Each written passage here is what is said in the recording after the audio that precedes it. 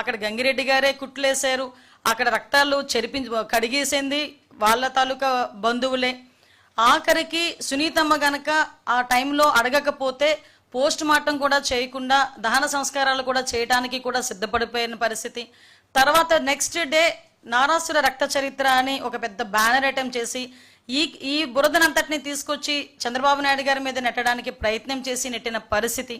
ఇవే కాకుండా అప్పటి నుంచి చెప్తున్నానండి, నేను ఎగ్జాంపుల్స్ చెప్తున్నాను. ఎగ్జాంపుల్గా అదొకటి మెయిన్ ఎగ్జాంపుల్ కాబట్టి అది ఎగ్జాంపుల్ చెప్తున్నా. ఈ రోజు పరిస్థితి చూస్తే మీరు ఒక్కసారి ఒక క్లిప్పింగ్ ఒకసారి చూడండి.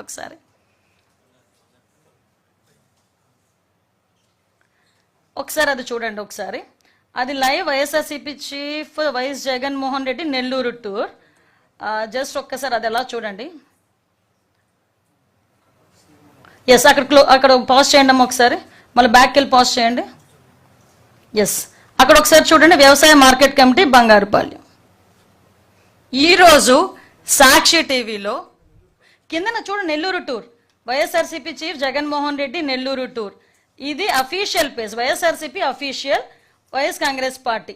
ఓకే, ఇది సాక్షి టీవీలో వీళ్ళు ప్లే చేస్తున్నది. అంటే ఇక్కడ ఏంటంటే అక్కడ వ్యవసాయ కమిటీ బంగారుపాలెం. జస్ట్ కొంచెం అలా బ్యాక్ రండి ఒకసారి. ఇది నెల్లూరు టూర్ అని చూపిస్తారు. అంటే జనాలు లేక జనాలను చూపించుకోవటానికి, ఒక మభ్య పెట్టడానికి, అవాస్తవాల్ని వాస్తవంగా చిత్రీకరించడానికి, లేనిది ఉన్నట్లు చిత్రీకరించడానికి సాక్షి టీవీ ఇంత దిగజారుడుతనానికి దిగజారుతుందా? భారతిరెడ్డి గారికి నేను స్ట్రైట్ క్వశ్చన్, ఏమైంది మీ తాలూకా క్రెడిబిలిటీ?